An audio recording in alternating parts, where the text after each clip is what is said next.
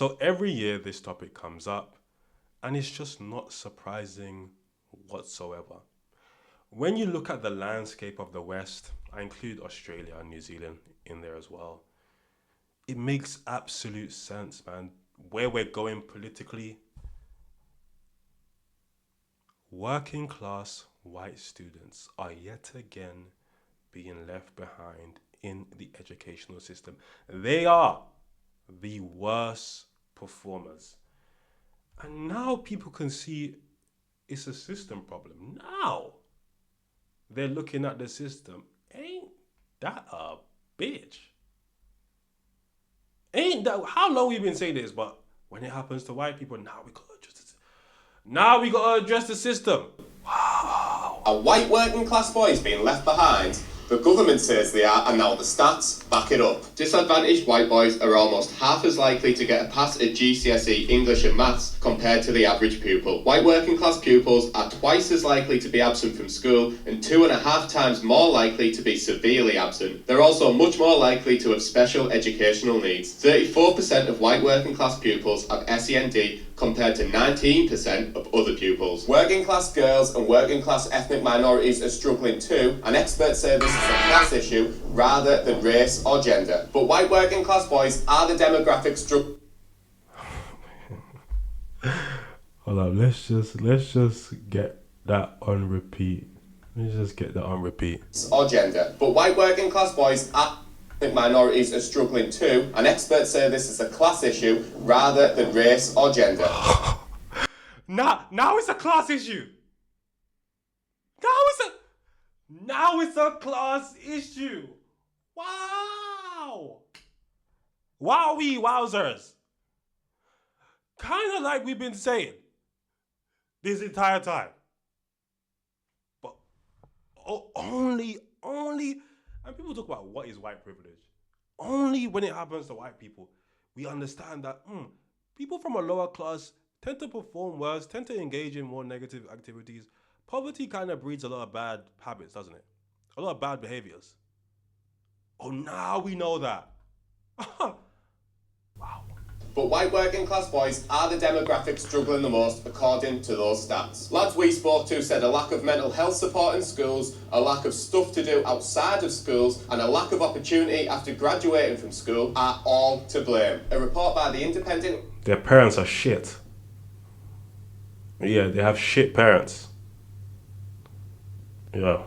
Inquiry into white working class educational outcomes will publish at the end of June with some causes and solutions. What do you think is going so wrong for white working class boys? A quarter of children are actually turning up at school in the reception year still in nappies. About a third can't hold a pencil. Many of them don't know how to dress themselves, use a knife and fork. Teachers say they're spending a huge amount of time just teaching kids those basic skills. There's been a real issue that the government's worried about with white working class children not doing as well as other groups at school. And actually what's interesting in the data is we can see that emerging even before school. Fewer than half of white working class kids arrive at school with a good level of development. That compares to 3/4 of richer white kids. What? Those very first years of life have a huge impact on what happens to those children later. Children who have a poor level of development at 5 are much more likely to be not in education, employment or training when they're 18, 19, 20. There's a correlation also between that low level of development in childhood and criminality later on. What? What? No. That can't be the case. It must be like a genetic thing, or it's a cultural thing. It's a cultural thing, right? It's the culture.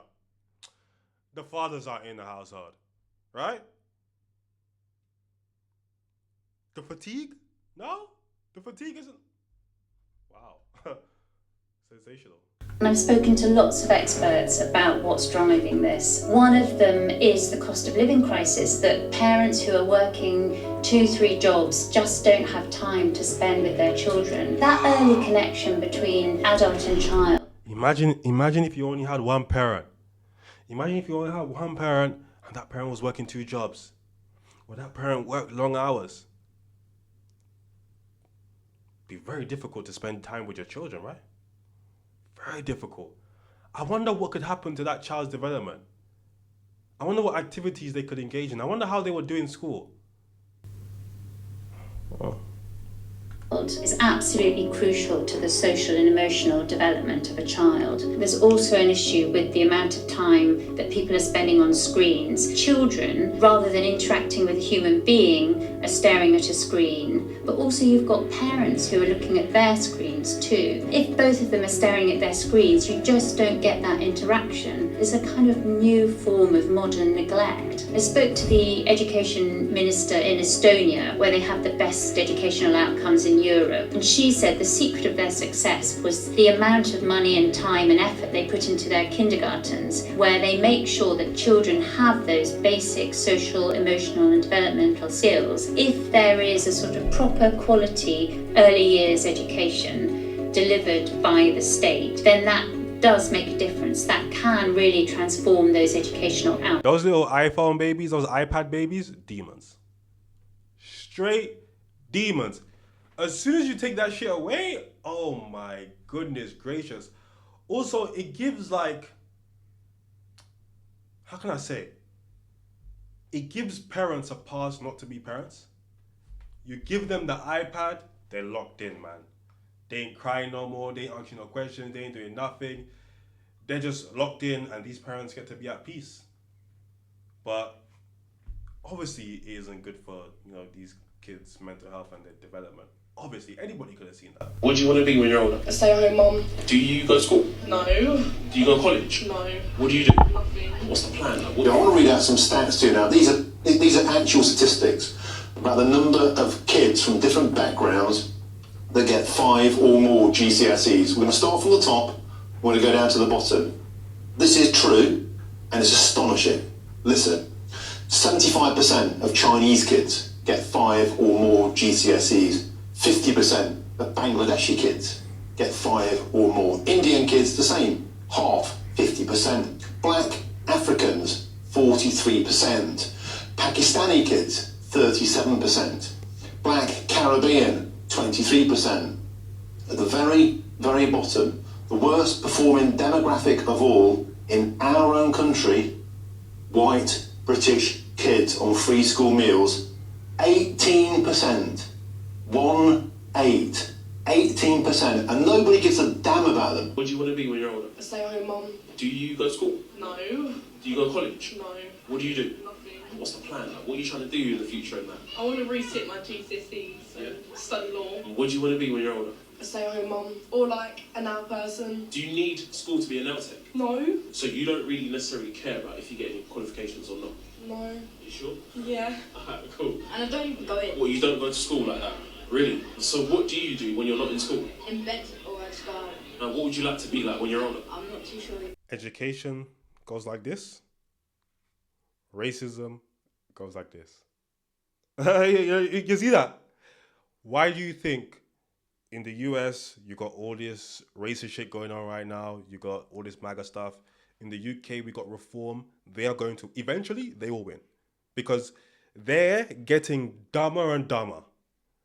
Easier and easier to run propaganda, to manipulate, to weaponize their unintelligence and push that towards everyone who doesn't look like them. Every year since I've been on the internet, roughly around this time of year, so GCSE season, going into sort of exam result season, there's a report that tells us that white working class kids are doing the worst in terms of their attainment levels. And then when you zoom into that, it's white working class boys that are doing even worse.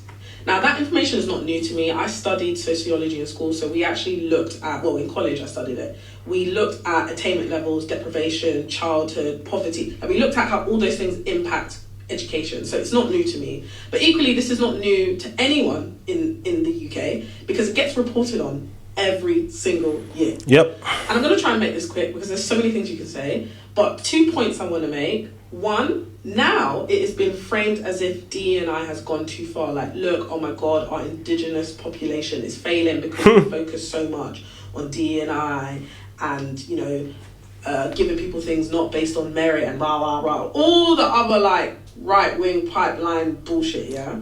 But then when you just think... Ain't it weird that even with their own individual failures, they can manage to flip it on other people?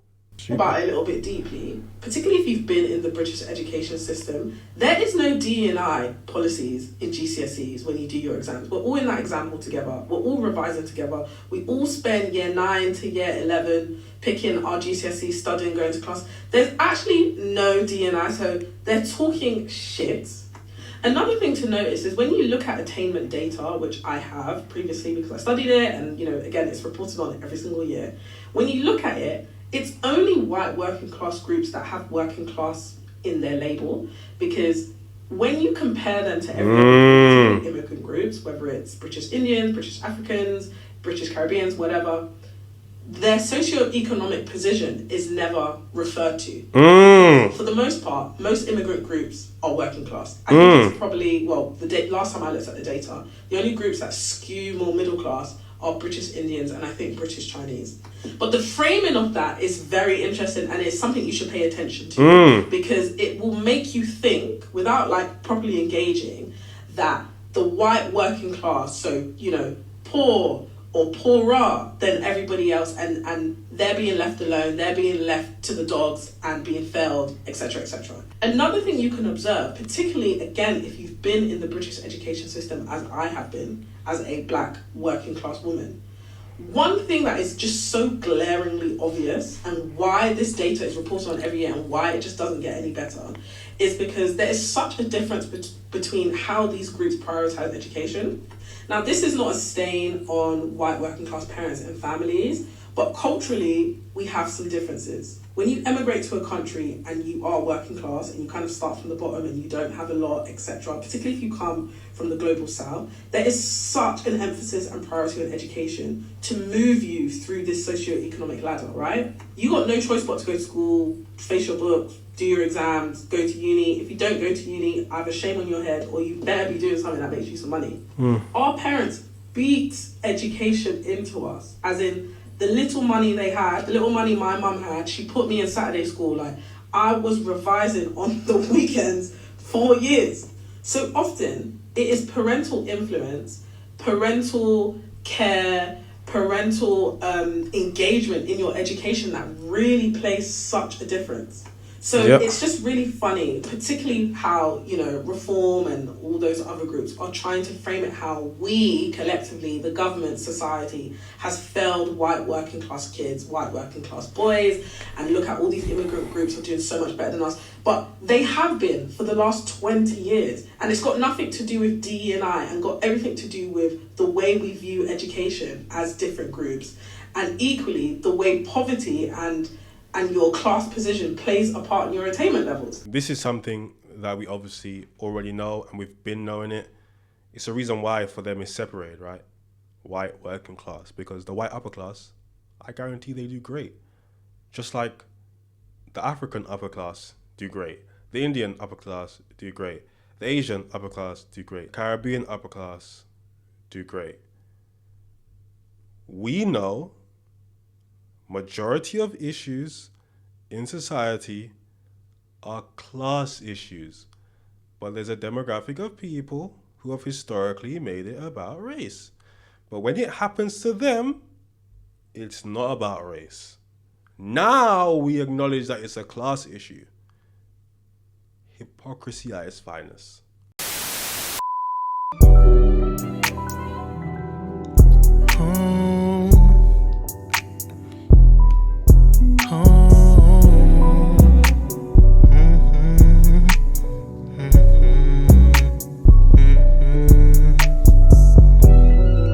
This liquor got me in my zone.